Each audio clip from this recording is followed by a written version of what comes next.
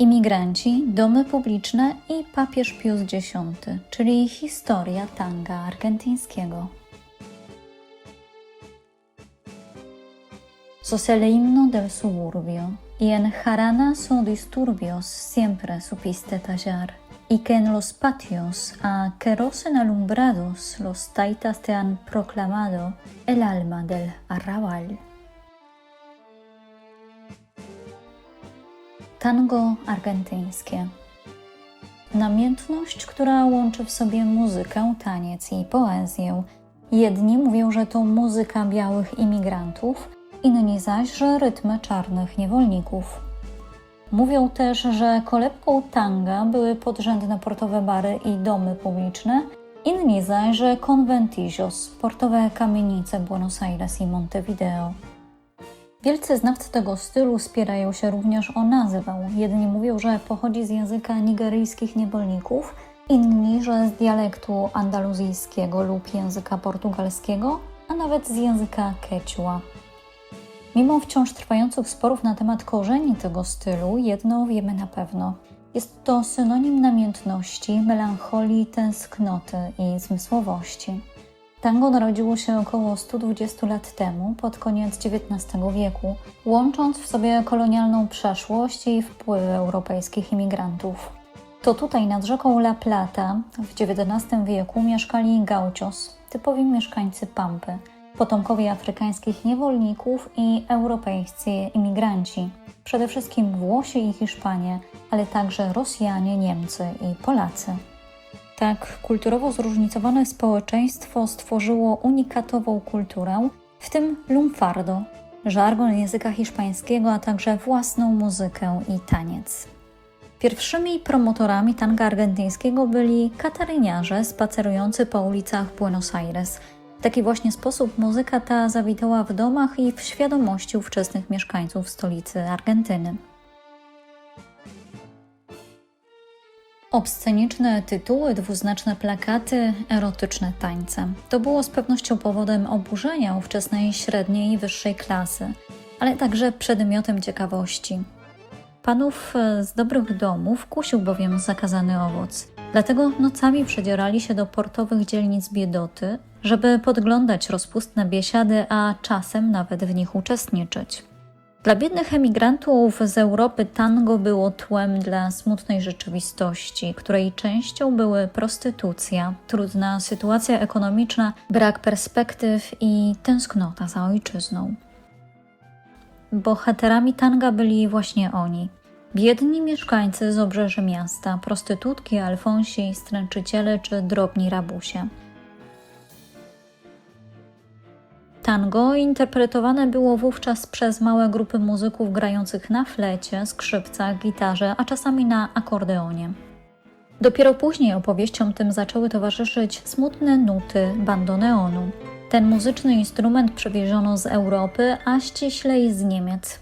Paradoksalnie wykorzystywany był on tam do grania smutnej muzyki kościelnej, a więc wraz z niemieckimi imigrantami z protestanckich kościołów bandoneon trafił do domów publicznych, by w późniejszym okresie stać się najważniejszym, sztandarowym instrumentem tanga argentyńskiego. Do bandoneonu wkrótce dołączył fortepian, który wyparł flet i skrzypce. Pojawienie się nowych instrumentów miało znaczny wpływ na zmianę charakteru tanga. Stało się ono wolniejsze i bardziej melancholijne. W pierwszej dekadzie XX wieku tango było synonimem seksu, erotyzmu i chaosu. Ci sami dżentelmeni, którzy nocami po kryjomu odwiedzali portowe bary, w świetle dnia wyrażali swoje oburzenie i protesty, które wkrótce doprowadziły do delegalizacji domów publicznych. Tango zawędrowało wówczas do kabaretów, kawiarni, oper muzycznych czy do słynnych milongas. Młodzież z klasy średniej i wyższej również zaczęła tańczyć tango, choć w formie znacznie ugrzecznionej. Wykorzystywali tylko niektóre figury podpatrzone w portowych dzielnicach. Niektórzy z dala od krytycznego wzroku rodziców zapraszali tancerzy tanga z portu w roli wodzirejów, aby urozmaicili i ożywili nudne potańcówki klas średnich. To właśnie przedstawiciele klasy średniej i wyższej podczas swoich podróży do Europy i Stanów Zjednoczonych wnieśli ten taniec, a także muzyczne partytury na tamtejsze salony. Na początku tango wzbudziło wiele kontrowersji i dyskusji w Starym Świecie. W 1914 roku prymas Francji publicznie potępił ten taniec z natury przewrotny i podkreślił jego grzeszność i konotacje seksualne. Ze względu na trwające dyskusje, papież Pius X miał poprosić o demonstrację tego tańca, by wydać swoją opinię. W konsekwencji uznał go za barbarzyńskie wygibasy, choć oficjalnie go nie potępił ani nie zakazał. Inne wersje mówią, że papież nie widział w tym tańcu nic grzesznego, choć niezbyt mu się spodobał. Wydawał mu się zbyt ospały i polecił młodzieży furlanę, taniec z regionu Wenecji, który znał ze swojej młodości. Szybko jednak argentyńskie tango zachwyciło tamtejsze salony, gdzie zaczęło zdobywać coraz większe uznanie i prestiż. Paradoksalnie, dopiero wówczas, kiedy tango stało się modne w wielkich europejskich stolicach, w Paryżu, Berlinie, Rzymie czy Wiedniu, zostało zaakceptowane przez społeczeństwo argentyńskie. Wraz z czasem styl ten nabrał bardziej zdefiniowanych ram. Rozpoczęła się nowa era tanga śpiewanego, której symbolem był nikt inny jak Carlos Gardel. Wówczas teksty stały się mniej pikantne, a bardziej dramatyczne i nostalgiczne, muzyka zaś wolniejsza, co sprzyjało śpiewakom.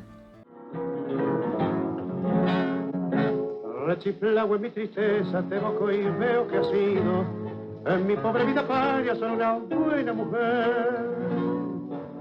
Tu presencia de bacana puso calor en mi nido. Fuiste buena consecuente y yo sé que me has querido. Como no quisiste a nadie, como no podrás querer. Z biegiem czasu tango uległo nowym wpływom, dostosowując się do kolejnych epok i korzystając z wpływów innych stylów muzycznych, takich jak jazz czy rock. Carlos Gardel, Roberto Goyeneche, zwany Polakiem, Aníbal Troilo, Astor Piazzolla, Hugo del Carril i Susana Rinaldi to tylko niektórzy spośród wielkich mistrzów tanga argentyńskiego. Pod wpływem wielu transformacji z erotycznego pląsu portowej biedoty stało się ono jednym z symboli kultury argentyńskiej. By 30 września 2009 roku Międzyrządowy Komitet UNESCO do spraw dziedzictwa kulturalnego w Abu Zabi podjął decyzję, by zarówno muzyka, jak i taniec tango stały się częścią światowego niematerialnego dziedzictwa kulturalnego ludzkości.